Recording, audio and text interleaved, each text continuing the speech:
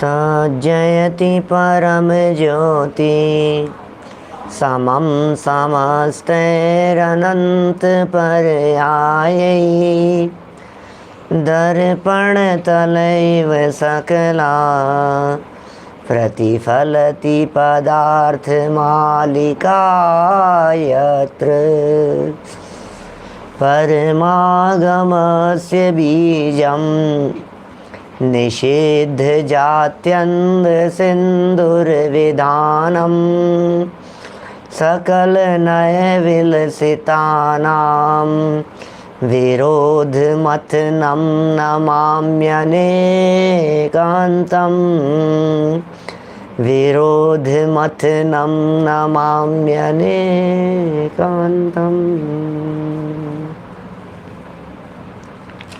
पुरुषार्थ सिद्धि उपाय नामक यह ग्रंथ है अमृतचंद्र आचार्य की। यह सुंदर रचना, अनुपम रचना, बहुत सुंदर सरल भाषा में हमें हमारे मित्र से परिचय करा रहे हैं। साथियों, कौन है आपका साथी? कौन है आपका सच्चा मित्र? कौन है दोस्त आपका? किसके भरोसे आप अंत समय तक सुरक्षित रह सकते हैं? किसका साथ आपको अंत समय तक रखना है? कौन ऐसा है जो परभव तक हमारे साथ में जाएगा?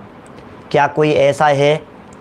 अरे जन्म जन्म का साथ देने की भावना भाने वाले जन्म जन्म तक साथ नहीं देते। जन्म जन्म का साथ देने की भावना भाने वाले वो लोग इस जन्म में ही छोड़ करके चले जाते हैं, साथ छोड़ करके चले जाते हैं। जिएंगे मरेंगे साथ साथ, साथ रहेंगे, साथ रहेंगे साथ, हम तो साथ जिएंगे साथ मरेंगे, ऐसे 7 जन्मों की कस्में खाने वाले लोग भी जब उनको देखते हैं तो जोड़ा दो में से एक पहले चला जाता है और एक रह जाता है। अकेले रह गए, वो छोड़ करके चले गए। कभी हस्बैंड चले गए, कभी वाइफ चले गई। कोई ना कोई तो जाएगा ही, दो में से एक को तो जाना ही है। लेकिन एक साथी ऐसा है जो साथी साथ नहीं छोड़ेगा। हाँ, यदि आपने उसका साथ नहीं छोड़ा तो वो आपका साथ नहीं छोड़ेगा। आपने यदि साथ छोड़ दिया तो वो भी साथ छोड़ करके चला जाएगा। नक्की कीजिए, आप निर्णय कीजिए, आपको उसका साथ रखना है या नहीं रखना है। पहले ये बतलाइए, उसका साथ पसंद आता है या नहीं पसंद आता है। यदि उस साथी का साथ पसंद आता है, यदि सच में वो हमारे को पसंद आता है, वो धर्म उसका साथ पसंद आता है, उसकी मौजूदगी में शांति मिलती है, उसकी मौजूदगी में आकुलता की कमी होती है। मत छोड़िए फिर उसका साथ। देखिए ज़रा प्रैक्टिकल एक बार, परखते हैं ना, जैसे साथ परखते हैं, ये हमारा साथ निभाएगा कि नहीं निभाएगा, इसे परखते हैं, जांचते हैं, जांच पड़ताल होती है। देखा जाता है भैया ये तो हमारा साथ निभाने वाले हैं, नहीं ये हमारा साथ नहीं निभाएंगे, लगता नहीं है कि ये हमारा साथ देंगे। आप परखिए ज़रा इस धर्म को, देखिए ज़रा, आपके संकट के काल में याद कीजिए धर्म को, देखें ये आपका साथ देता है या नहीं देता है। जब जब परेशानी हो, उस परेशानी के काल में आप सत्य धर्म को, आप वस्तु धर्म को, वत्थु सहाओ धम्मो, उस वस्तु स्वभाव रूपी धर्म को एक बार अपना करके देखिए। वत्थु सहाओ धम्मो, ये सच्चा धर्म है।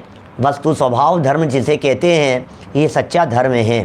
दंसण मूलो धम्मो, ये सच्चा धर्म है।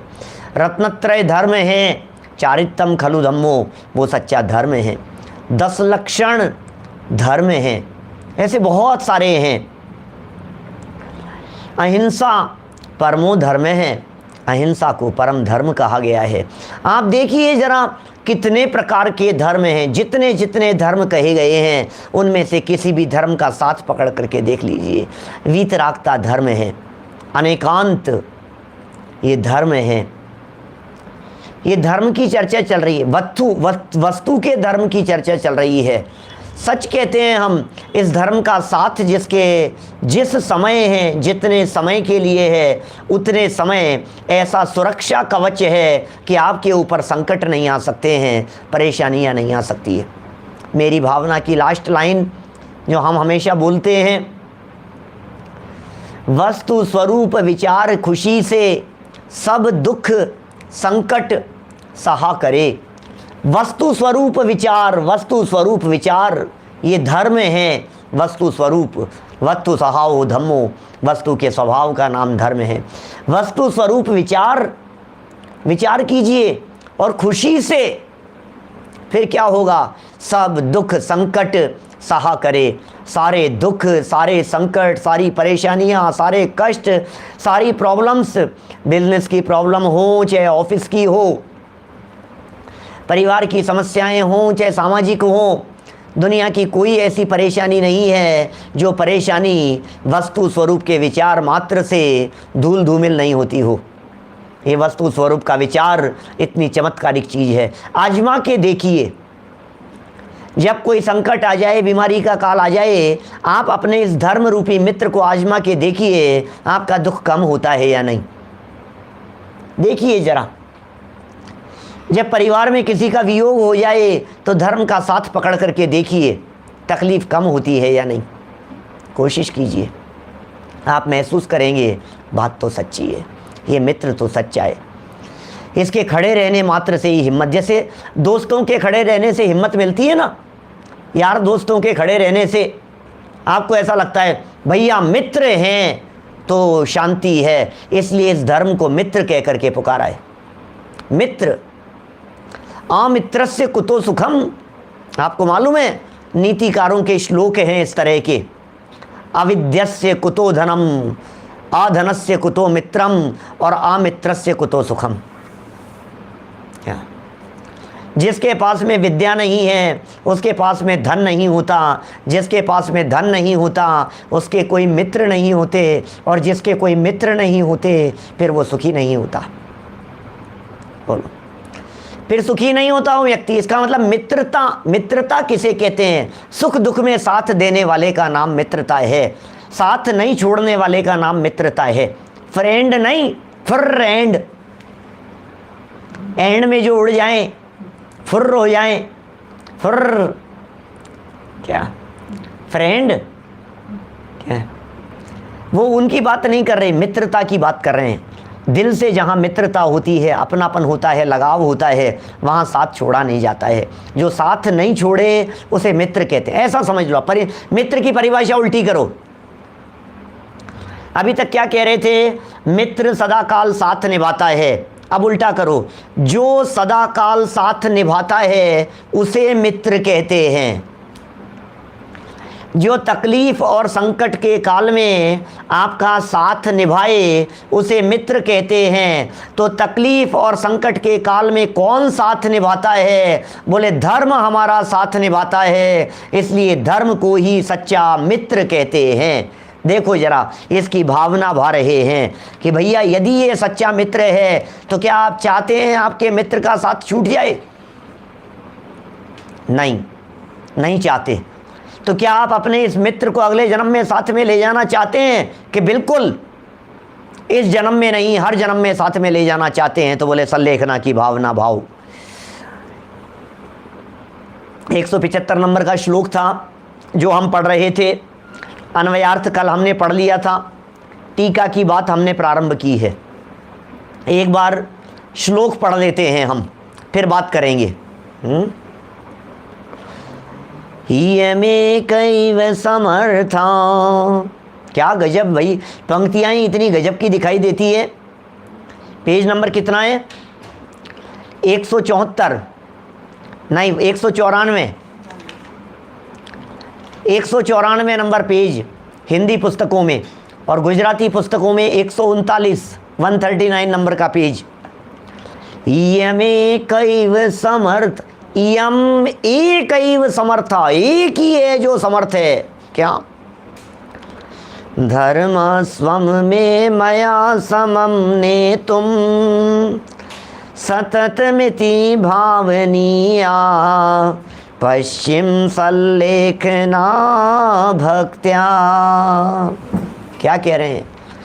इस सल्लेखना की भावना भाव ये एकमात्र समर्थ है आपको क्या करने में? सुखी करने में। ये सल्लेखना एकमात्र समर्थ है आपके धर्म रूपी धन को परभव में ले जाने में। चलिए, अन्वयार्थ कल पढ़ चुके थे, टीका से बात को बढ़ाते हैं ना। इयम एका एव मे धर्मस्वम मया समम नेतुम समर्था इति पश्चिम सल्लेखना भक्त्या सततम भावनीया। यह एकमात्र अकेली सल्लेखना ही मेरे धर्म को मेरे साथ ले जाने में समर्थ है। इसलिए हर एक मनुष्य को इस अंतिम सल्लेखना, अंतिम लास्ट अथवा समाधि मरण की भक्ति पूर्वक सदा भावना करनी चाहिए। किसको करनी चाहिए? प्रत्येक मनुष्य को करनी चाहिए। आप मनुष्य हैं क्या? आपके लिए कह रहे हैं। आप मनुष्य हैं, आपके लिए कह रहे हैं। आप समझते हैं कि हम मनुष्य हैं। प्रत्येक मनुष्य को, प्रत्येक जैन को नहीं नहीं नहीं, प्रत्येक मनुष्य को अंत समय में इस धर्म की भावना, भक्तिपूर्वक भावना सदा भानी चाहिए कि अंत समय में सल्लेखना हो। देखिए भावार्थ, संसार के कारण मिथ्यात्व तथा क्रोधादि कषाय हैं। संसार का कारण क्या है? संसार में किस कारण से हैं? बोलिए, हम संसार में किस कारण से हैं? हम संसार में क्यों रुल रहे हैं? बोले मिथ्यात्व और कषाएं। मैं ऐसा कहा करता था बहुत वर्षों पहले, संसार में रहने का किराया है मिथ्यात्व। मिथ्यात्व और कषाएं तो संसार में रहने का किराया है, देना ही पड़ेगा। और जिसने ये मिथ्यात्व और कषायों रूपी किराया देना बंद कर दिया, उसे इस संसार रूपी भवन में, भव में रहने का कोई अधिकार नहीं है। उसे फिर निकाल दिया जाएगा यहाँ से। मिथ्यात्व का किराया जिसने देना बंद कर दिया, निकलो निकलो, चलो यहाँ से, खाली करो इस संसार को। संसार को खाली करके कि कहाँ जाऊँगा मैं, कि कहीं भी जाओ तुम, लेकिन निकलो यहाँ से। तो जिनके मिथ्यात्व चला गया हो, वे भी संसार में रहते हुए तो दिखाई देते हैं कि हाँ रहते हैं, थोड़े से बोनस पीरियड पर रहते हैं।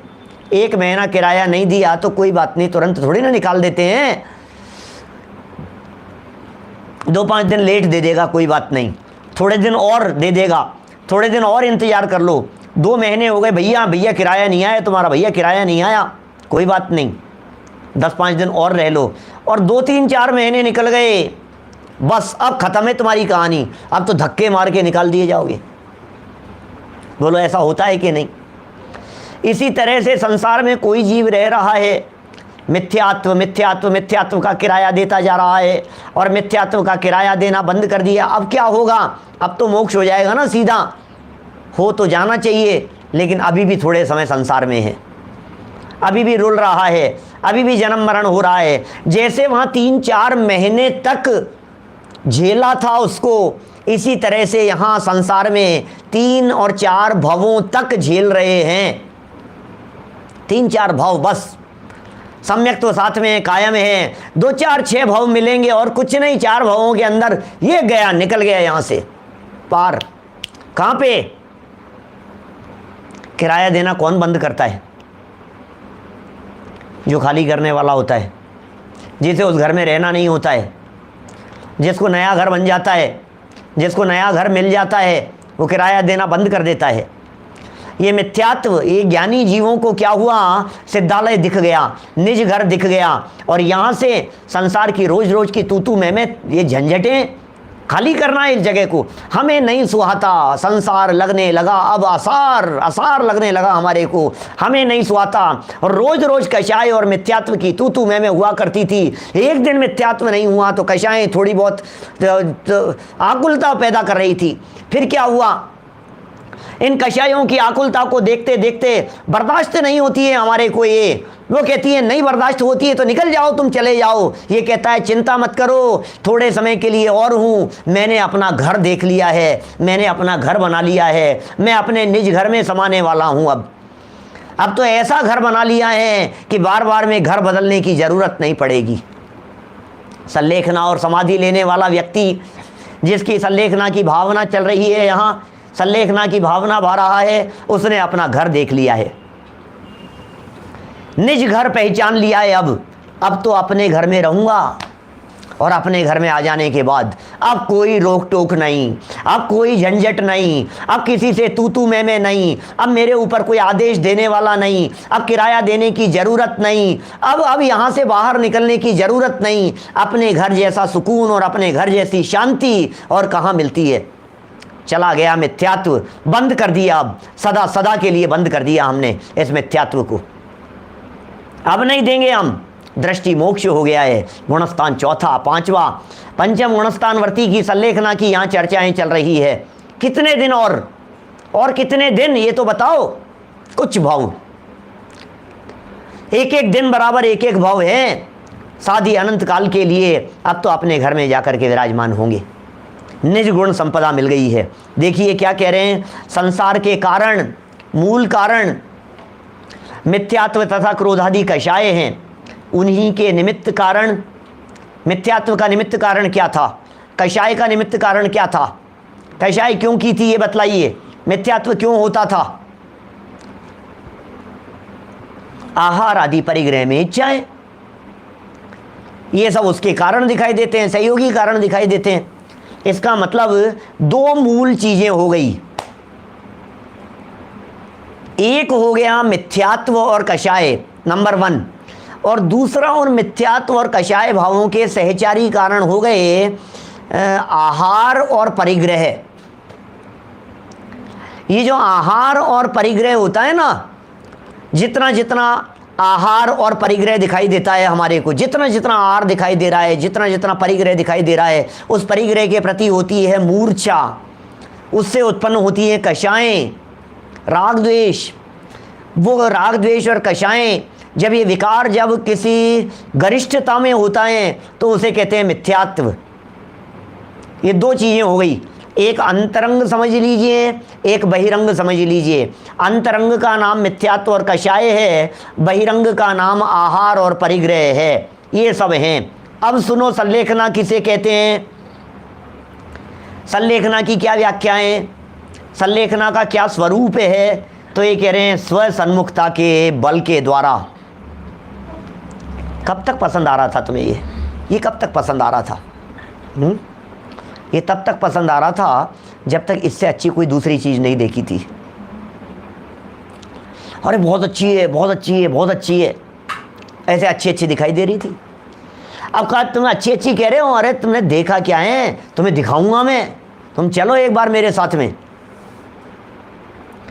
तो यहाँ गार्डन देख कर क्या, और बहुत सुंदर है, बहुत सुंदर है, अरे तुमने देखा क्या है, हमारे साथ में चलो। मैसूर का वृंदावन गार्डन देखो, वहाँ का आपके शिकागो का राजेश भाई मिलेनियम पार्क देखो आपका है, यहाँ का गार्डन देखो, वहाँ का देखो। तो फिर ये कहते अरे और वो देखा नहीं है ना, इसलिए इसको अच्छा लग रहा है। तो ये परिग्रह क्यों अच्छा लग रहा था? क्योंकि तूने अंदर में अपने वैभव को नहीं देखा था। एक बार निज वैभव को देख लेवे तो बाहर में ऐसा कुछ नहीं है, सब फीका फीका लगने लग जाएगा। किसी में रस नहीं रहेगा, किसी में आनंद नहीं रहेगा, क्योंकि बाहर में जगत में कहीं भी आनंद है ही नहीं। क्या जगत में आनंद है नहीं? ये कब पता लगेगा बोलो? जब दूसरी चीज देखेगा। ऐसा है, अरे मुझे तो पता ही नहीं था। ये इसे कहते हैं सुंदरता, इसे कहते हैं अच्छापन, ये होती है सरलता, ये होती है विनम्रता, ये होता है ज्ञान, ये होती है योग्यता, ये होती है क्वालिटी, ये होता है टेस्ट। अरे मुझे तो पता ही नहीं था। तो कब पता लगा? ये पता लगेगा जब अंदर में अपने आत्मा को देखेगा। इसलिए कितनी सुंदर लाइन यहाँ लिखी है, स्व सन्मुखता के बल के द्वारा। सन्मुख हो जाओ, मुख बदल लो, दृष्टि फेर लो एक बार। जो दृष्टि बाहर में है उस दृष्टि को अंदर में ले जाओ। स्व सन्मुखता के बल के द्वारा इन सभी का त्याग करना ही संलेखना कहलाता है। किन किन का त्याग करें? बोलो, किन किन का त्याग करें संलेखना के लिए? दो चीज़ों का त्याग करो, एक अंदर से त्याग करो, एक बाहर से त्याग करो। अंतरंग में कषाय और मिथ्यात्व का त्याग करो और बाहर में आहार परिग्रह का त्याग करो। क्या संलेखना की संधि जब अगले पेज पर आएगी फुटनोट में तब बतलाएंगे, है ना। इसलिए मैं जानबूझ करके वो सत्य लेखना की चर्चा नहीं कर रहा।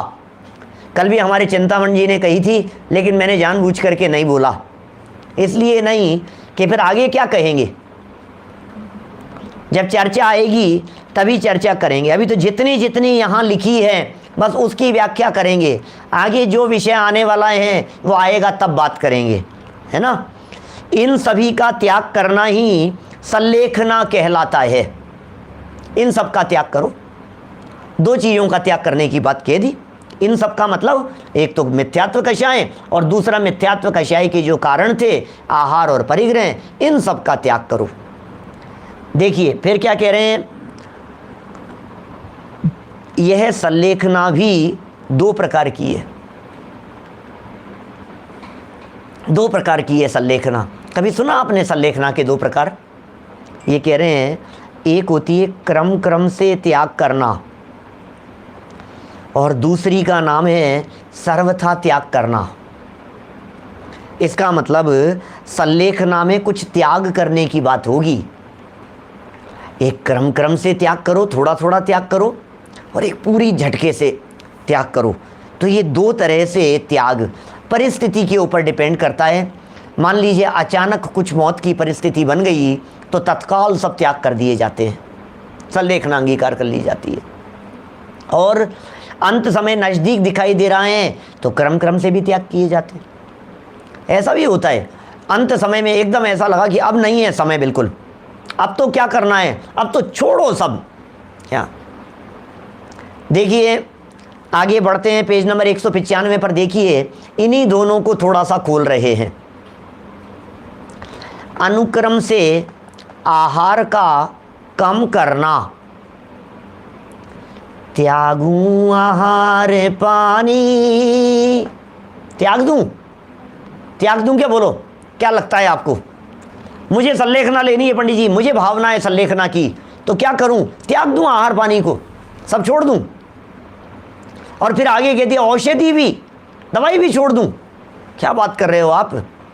भोजन भी छोड़ दूंगा, पानी भी छोड़ दूंगा, दवाई भी छोड़ दूंगा, अभी कर लिया सब कुछ? नहीं भाई नहीं, बिल्कुल नहीं।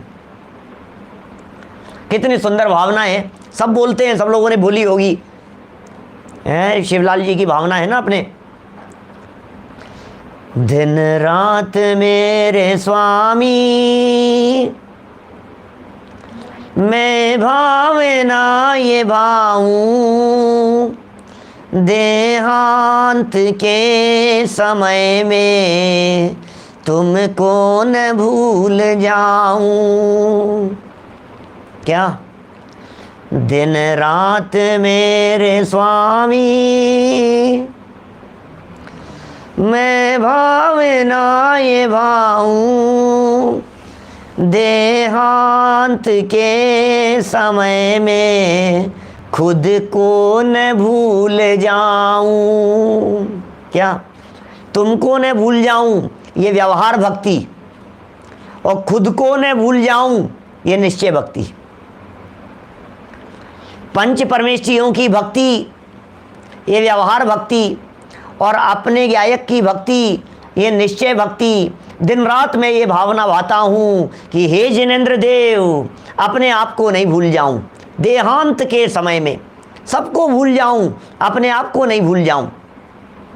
तो फिर क्या करूँ उसके लिए? बोलो, अपने आप को नहीं भूलने के लिए अपने आप को याद रखो, दिन रात अभ्यास करो। भैया जो चीज़ अभ्यास में रहती है वो चीज़ भूलता नहीं है, और जिसको अभ्यास नहीं होता है वो चीज़ उपयोग से निकल जाती है, दिमाग से स्लिप हो जाती है। फिर आगे की लाइनें बोलो, आगे की लाइनें क्या हैं? त्यागूं आहार पानी, यहाँ से शुरू होती है ना आगे। पहला तो मुखड़ा था एक लाइन, तो फिर क्या कहा? ये लाइन जो अपन ने 195 पर पढ़ी है, अनुक्रम से आहार का कम करना, भोजन कम करना, त्याग नहीं। और त्याग की बात कह दी हो तो क्या करें? त्यागूं आहार पानी। क्या पहले शत्रु हैं? शत्रु से चर्चा कर लो, कोई बात नहीं, शत्रु की बात कर लो पहले, तो उसके बाद भोजन छोड़ेंगे। पहले शत्रुता तो मिटा लो। बोलो क्या कहना है? शत्रु अगर कोई हो संतुष्ट उनको कर दूं, समता का भाव धर कर सबसे क्षमा कराऊं। क्या कह दिया? शत्रु अगर कोई हो। देखो क्या कह रहे हैं, क्रम क्रम। यहां भी जो बात कही है ना भावार्थ के अंदर, भावार्थ जो अभी अपन ने पढ़ा पीछे लाइन है, उसमें पहले क्या कम करने की बात कही? मिथ्यात्व और कषाएं। फिर सेकंड नंबर पर क्या कही? बोले आहार और परिग्रह। ये क्रम है। पहले कषायों का त्याग करो, पहले शत्रुता को मिटाओ, पहले दुश्मनी मिटाओ, पहले लड़ाई झगड़ा बंद कर दो। तो क्या कह दिया?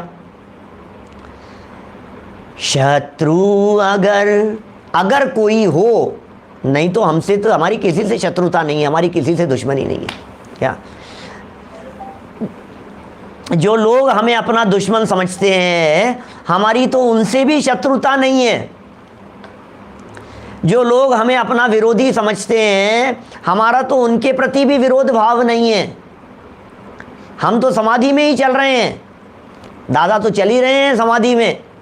क्या मैंने एक दिन कह दिया ऐसा, ये समाधि मरण वाला शायद इसी व्याख्यान की बात है, ऐसी चल रही थी। ये प्रवचन है वहाँ का, नॉर्थ कैरोलिना का। नॉर्थ कैरोलिना में क्या नाम है उसका, कौन सी जगह? राले। नॉर्थ कैरोलिना में राले एक जगह है। तो वहाँ समाधि मरण का एक प्रवचन लिया। अब वैसे प्रवचन शुरू करना था और उसके पहले किसी ने पूछा, पंडित जी आप क्या कर रहे हैं? तो मैंने कहा समाधि चल रही। और क्या बात कर रहे हो आप समाधि? अभी आपकी उम्र क्या है? अभी आप कौन सी समाधि की बात कर रहे हो? अरे भाई साहब, समाधि शांत परिणामों को कहते हैं। संलेखना सबसे पहले निर्वृत्ति किससे? कषाय से, झगड़े से, विरोध से, विरोध भाव से। सबसे पहले विरोध भाव से निवृत्ति होनी चाहिए। दुनिया में कोई व्यक्ति ऐसा नहीं है जिस व्यक्ति के प्रति मेरे मन में रंच मात्र भी नाराजगी, शत्रुता का परिणाम हो। रंच मात्र भी शत्रुता का परिणाम किसी के प्रति मेरे हृदय में नहीं है। कितना भी बड़ा से बड़ा विरोध करने वाला हो, बोलो, उसके प्रति भी। तो क्या कह दिया? ये भावना तो रोज बोलते हैं, रोजाना बोली जाने वाली भावना है भाई साहब। दिन रात की भावना भारे हो और शत्रुता हृदय में पाल करके बैठे हो, फिर कहते हो कि वो क्या कह रहे हैं आप, अंत समय में भूल न जाऊं, देहांत के समय में तुमको न भूल जाऊं। फिर झूठी हो गई ना तुम्हारी सारी भावना। कैसी भावनाएं? शत्रु अगर कोई हो, अगर कोई हो तो है ही नहीं। शत्रु अगर कोई हो संतुष्ट उनको कर दूं, समता का भाव धर कर सबसे क्षमा कराऊं। सबसे क्षमा। फिर क्या करें? त्यागूं आहार पानी औषधि। यार क्या करोगे आप? मारोगे क्या? क्या कर रहे हो आप? भोजन छुड़ाओगे, पानी छुड़ाओगे, दवाइयाँ छुड़ाओगे? अरे यार ये कौन से पंडित का उपदेश सुन रहे हो आप? सब छुड़ा देगा, दवाई वगैरह सब क्या करेंगे? मर जाएंगे, मरेंगे हम, क्या करेंगे? बोलो कि नहीं हम नहीं छुड़वा रहे हैं। छोड़ मत देना गलती से भी, आहार मत छोड़ देना, औषधि मत छोड़ देना। तो फिर बोल तो रहे हैं त्यागूं आहार पानी औषधि, नहीं, विचार अवसर। It's important word. क्या बहुत इंपॉर्टेंट वर्ड है। विचार अवसर, अवसर विचार करके, समय देख करके, प्रसंग देख करके। वो कहते हैं ना, रोग और दुर्भिक्ष के काल को, परिस्थिति को देख करके। रत्नाकरण श्रावकाचार्य में मूल श्लोक है, दुर्भिक्ष रोग ऐसा है, वो मूल श्लोक के अंदर कही है। भगवती आराधना में खूब चर्चा की है।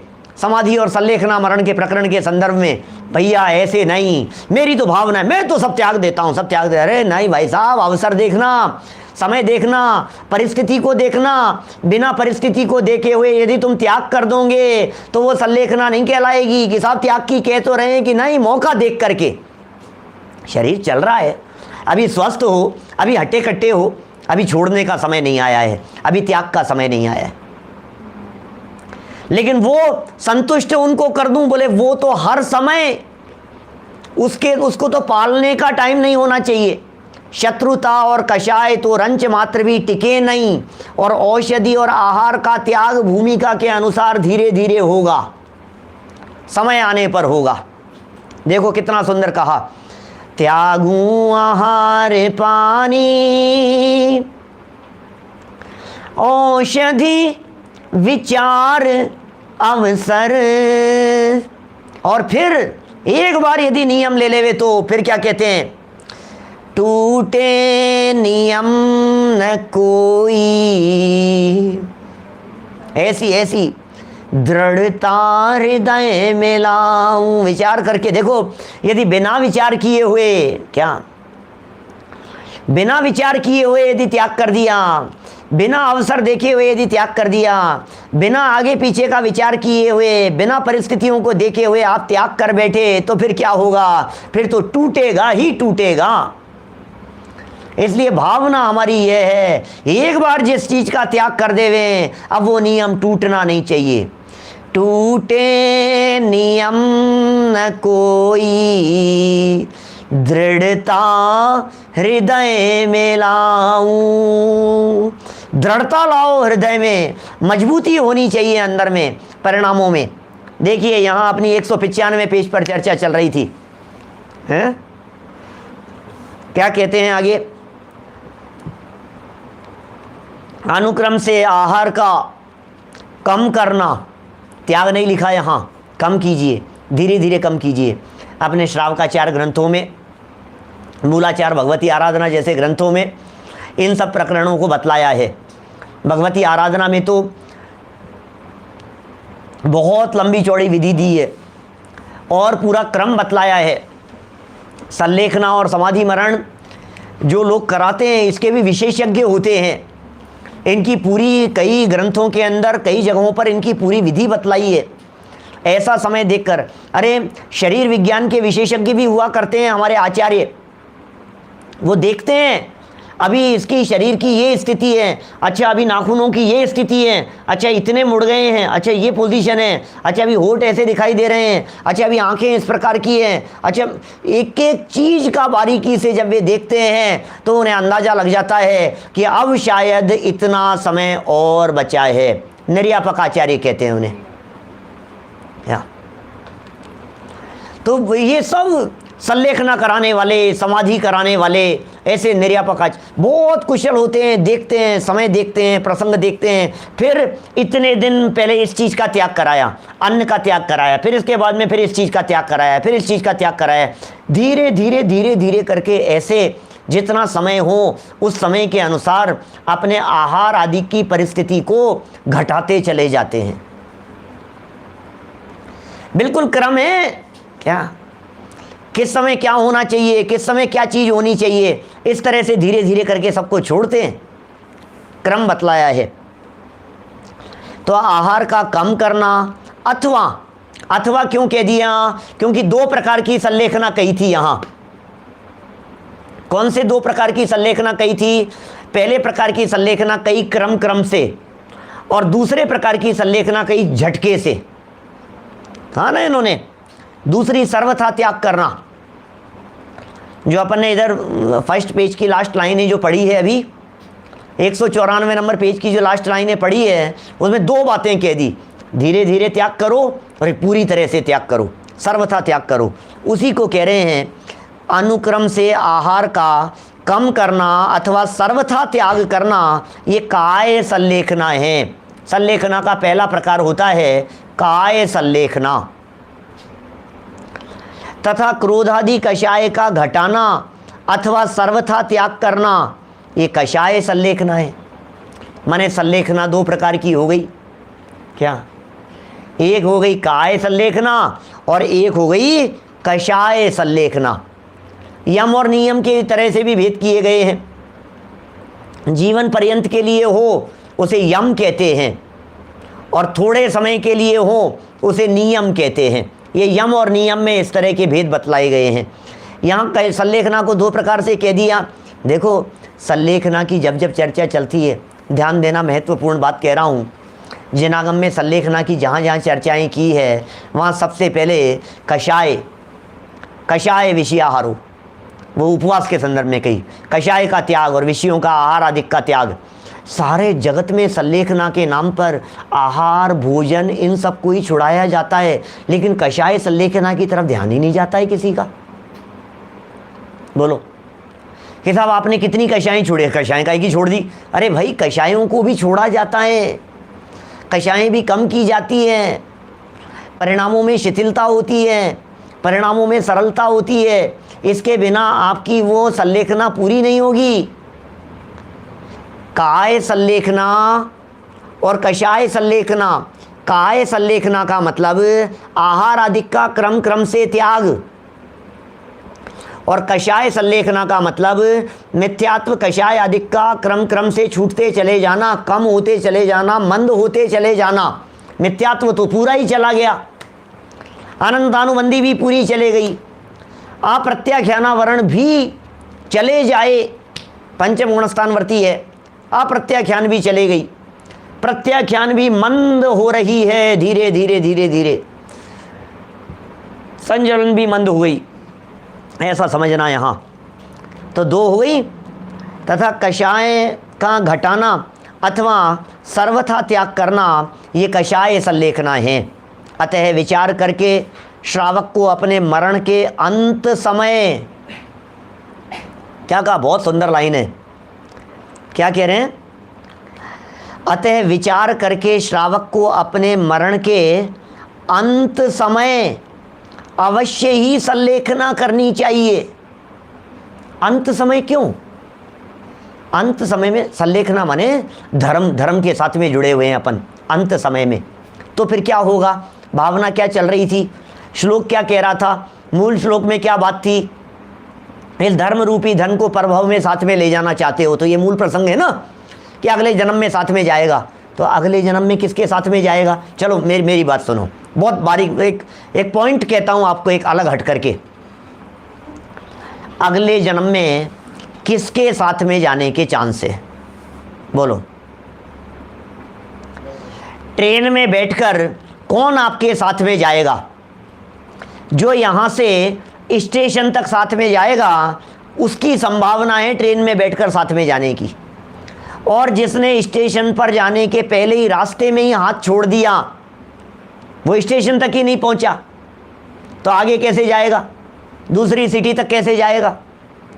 पॉइंट क्या कहना चाह रहा हूं मैं ये कहना चाह रहा हूं, जिसने जीवन के अंत समय तक धर्म संयम को पकड़े रखा तो अंत तक था ना, लास्ट तक था ना साथ में, अब चले तो साथ में चल गया।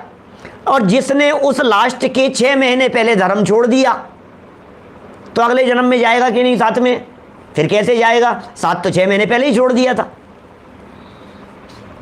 बात समझ रहे हैं? जिस पहले, अरे भाई, अगले जन्म में जाने के पहले, जैसे अगला जन्म, तो उसके जस्ट पहले तक जो साथ होगा वो अगले समय साथ होगा। तो अंत समय तक साथ रखने की भावना भाव, तो फिर आचार्य देव गारंटी देते हैं कि तुमने यदि अंत समय तक साथ में बनाए रखा तो अगले भाव में पहुंचेगा, इस बात की गारंटी हम तुम्हें देते हैं। क्या समझ में आ गई ये बात? भाई क्या होता है, देखो, अंत समय में कई लोगों की स्थितियां इस प्रकार की भी दिखती हैं, दुनिया भर में दृष्टि देते हैं तो ऐसे लोग भी दिखेंगे। अंत समय में 4-6 महीने तक तो बिल्कुल सुध-बुध नहीं, बेकार हो गया उनका, तो सब खत्म हो गया, होश नहीं था उनको। देखो, ज्ञानी धर्मात्माओं का अंदर में होश हो, उनकी बात नहीं कर रहा हूँ, लेकिन अंत समय में जो आलू प्याज खाने लगे, अंत समय में जो जमीकंद खाने लगे, अंत समय में रात्रि भोजन का ठिकाना नहीं हो, अंत समय में कुछ भी भ्रष्ट जैसा आचरण दिखाई देता हो, तो फिर जीवन में कुछ भी किया हो, लास्ट समय में ये सब छोड़ दिया ना तुमने, धर्म कर्म, भाई आचरण सब कुछ छोड़ दिया, अब बताओ अगले भव में जाएगा कि नहीं? कैसे जाएगा? पहले ही छोड़ चुके हो आप। तो कितनी सुंदर बात यहाँ इन्होंने बिल्कुल प्रैक्टिकल बात कर रहे हैं कि अंत तक साथ है तो आगे भी साथ में जाने के चांस है, ये बात कह रहे हैं। देखिए आगे, मैंने जीवन पर्यंत जो पुण्य रूप कार्य किया है ना हमने, क्या जीवन पर्यंत पुण्य रूप कार्य किए हैं, बहुत सारे काम किए हैं भैया जीवन भर, तथा धर्म का पालन किया है, खूब धर्म का पालन किया है। अब वस्तु स्वभाव धर्म को भी समझा है, आत्म धर्म को भी समझा है, रत्नत्रय धर्म को भी जाना है, रत्नत्रय धर्म का भी पालन किया है। उस धर्म रूपी धन को मेरे साथ में चलने को यह एक सल्लेखना ही समर्थ है। इसलिए सम्यक दर्शन रूपी धर्म अंत समय तक जिसके बना रहा, मरण समय तक जिसके साथ में सम्यक दर्शन रूपी धर्म बना रहा, अब मौत आ गई तो विग्रह गति में भी सम्यक दर्शन रूपी धर्म साथ में जाएगा और अगले जन्म में भी सम्यक दर्शन साथ में जाएगा। ये सम्यक दर्शन यहाँ छूटेगा नहीं। अंत समय पहले छोड़ दिया, मरने के 3 महीने पहले सम्यक दर्शन छूट गया, अब बताओ अगले जन्म में सम्यक दर्शन साथ में जाएगा क्या? क्यों नहीं गया? पहले ही छूट गया था। मरने के अंतर मुहूर्त पहले सम्यक दर्शन छूट गया, छूट जाता है। सप्तम नरक में जिन नारकी जीवों को सम्यक दर्शन होता है, उन नारकी जीवों का सम्यक दर्शन मौत के अंतर मुहूर्त पहले नियम से छूट जाता है। सप्तम नरक के नारकियों का अंतर मुहूर्त पहले सम्यक दर्शन नियम से छूट जाता है। फिर क्या होगा? अब जाएगा क्या? बोले अब जहाँ भी जन्म ले रहा होगा वहाँ जाएंगे, अब सम्यक दर्शन साथ में नहीं जाएगा क्योंकि पहले ही छूट गया। और जिनका चाहे वे पहले नरक में हों, चाहे मनुष्य गति में हों, चाहे देव गति में हों, जहाँ भी थे, अंतिम समय तक, लास्ट समय तक सम्यक दर्शन था। अब वे मर करके कहाँ जा रहे हैं? बोले मर करके भोग भूमि में जा रहे हैं तो सम्यक दर्शन साथ जाएगा, मर करके देव गति में जा रहे हैं तो सम्यक दर्शन साथ में जाएगा, मर करके नरक में जा रहे हैं तो भी सम्यक दर्शन साथ में लेकर के जाएंगे। ऐसा है, अंत समय की बात है ये। देखिए आगे, अब यदि क्या कह रहे हैं, मरण समय संन्यास धारण करेंगे तो सर्वधर्म परलोक में मेरे साथ जाएगा। ये भावना भा रहे हैं, ये अच्छी बात बतला रहे हैं। देखो कोई भी सम्यक दर्शन हो, साथ में जाने की कोई बाधा नहीं है। क्षायिक सम्यक दर्शन तो मरेगा तो साथ में जाएगा ही। क्षयोपशम सम्यक दर्शन के अंदर कोई दिक्कत नहीं है, 66 सागर तक की बात कही है। हाँ, औपशमिक सम्यक दर्शन का तो काल ही अंतर मुहूर्त है ना, इसलिए औपशमिक सम्यक दर्शन तो क्या जाएगा साथ में, फिर तो वो छूटता जाएगा तो वो चला जाएगा, वो कुछ दम नहीं है फिर उसमें तो, इसलिए औपशमिक की बात मत कीजिए। देखिए, अब यदि मरण समय संन्यास धारण करेंगे तो सर्वधर्म परलोक में मेरे साथ जाएगा, और यदि यहाँ परिणाम भ्रष्ट हो गए, यहीं पे परिणाम भ्रष्ट हो गए मान लीजिए, तो दुर्गति में गमन होगा। अब सम्यक दृष्टि जीव तो उत्कृष्ट बांधता है, सम्यक दृष्टि जीव के तो उत्तम गतियां बंधती है, इसलिए उसकी तो क्या बात कहें। इसलिए ऐसी भावना पूर्वक श्रावक को अवश्य ही समाधि मरण करना योग्य है। क्या? इसलिए श्रावक के लिए कह रहे हैं, ऐसे श्रावक अवश्य ही समाधि मरण करना योग्य है। नरक में भी जाते हैं सम्यक दृष्टि जीव, जाते हैं, चले जाते हैं, लेकिन सम्यक दर्शन के पहले यदि नरक आयु बंधी हुई हो ना, कोई जीव, हम आप लोगों में से कोई भी व्यक्ति, मान लीजिए पाप अवस्था में किसी व्यक्ति ने यदि वो सम्यक दर्शन नहीं लिए हुआ था और नरक आयु बांध ली थी, अब नरक बंध गई, नरक आयु बंध गई तो नरक में तो जाना ही पड़ेगा। अब नरक में जाना अनिवार्य हो गया, अब क्या होगा? नरक में तो जाएंगे, बाद में ले लिया सम्यक दर्शन। अब बाद में सम्यक दर्शन ले लिया तो अब क्या होगा? बोले सम्यक दर्शन के साथ में नरक में जाएगा। जिन जीवों की नरक आयु वगैरह बंध गई हो ना, उन्हें सल्लेखना के भाव नहीं आते। जिनकी नरक तिर्यंच आयु बंध जाती है ना, जिनको अधोगतियाँ बंध जाती है, उन्हें सल्लेखना समाधि मरण के भाव नहीं आते, उन्हें व्रत लेने के भाव नहीं आते हैं। वो असंयम में ही उनका मरण होता है। इसी तरह का विधान है। तो सल्लेखना की जो भावना है, समाधि मरण की जो भावना है, ये तो देवगति में जाने वालों की होती है। वो कहा ना, यों श्रावक व्रत पाल स्वर्ग सोलम उपजावे, तैते चे नर जन्म पाए मुनि वैसे उजावे। और उसके पहले कहे ना, सल्लेखना समाधि की बात, जो 12 व्रतों की जो बात कही है, 12 व्रतों का स्वरूप बतलाया, अंत समय में सल्लेखना और समाधि पूर्वक मरण हुआ, चले गए उर्ध्व लोक। ऐसा हाँ। तो इस तरह से अपने यहाँ ये श्रावक को भावना पूर्वक दुर्गति में गमन नहीं होवे, ऐसी भावना पूर्वक श्रावक को अवश्य ही समाधि मरण करना योग्य है। सम्यक दर्शन माने मिथ्यात्व पहले जाएगा, और मिथ्यात्व जाने के बाद में कषाएँ जाएगी, और मिथ्यात्व और कषाएँ जाने के बाद में वो धीरे धीरे आहार पानी आदि का त्याग करते हुए उन्हें ऊर्ध्व गति की प्राप्ति हो जाएगी, समाधि पूर्वक मरण होगा उनका। हॉस्पिटल जाने का भाव नहीं आते। ऐसा समाधि के जब भाव होते हैं ना, और अपना अंत समय जब जान लेते हैं, तो फिर हॉस्पिटल के भाव नहीं आते हैं। हाँ देखो, आवश्यकता अवस्था है, बेचैत पड़े हुए हैं, परिवारजन तो बचाना चाहते हैं ना, अब वो ले गए तो फिर क्या कहेंगे उसे? तो अब सारे खेल फिर परिणामों के ऊपर चला जाता है। जिसके जैसे परिणाम थे उसके अनुसार उसे सद्गति आदि की प्राप्ति होगी।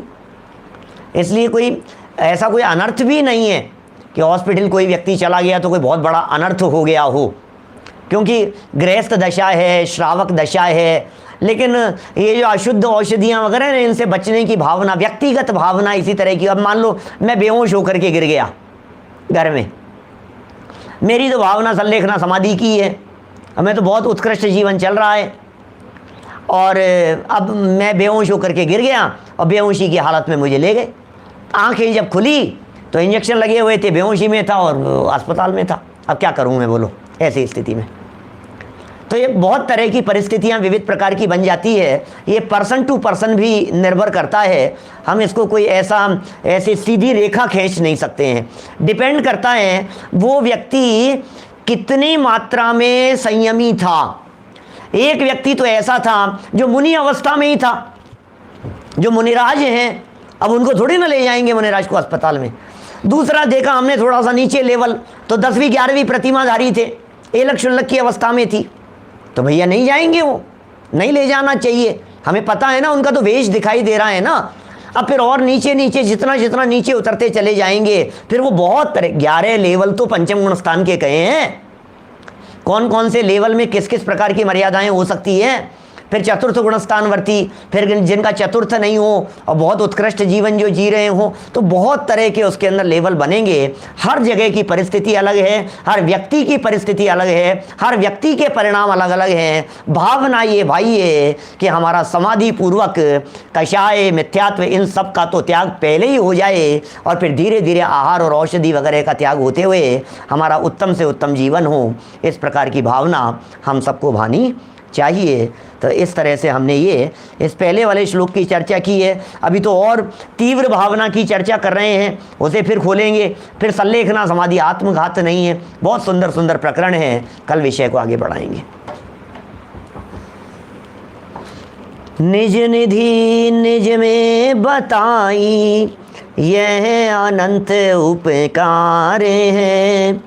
उसके लिए जिन वाणी माँ को वंदना शत बारे हैं, वंदना शत बारे हैं।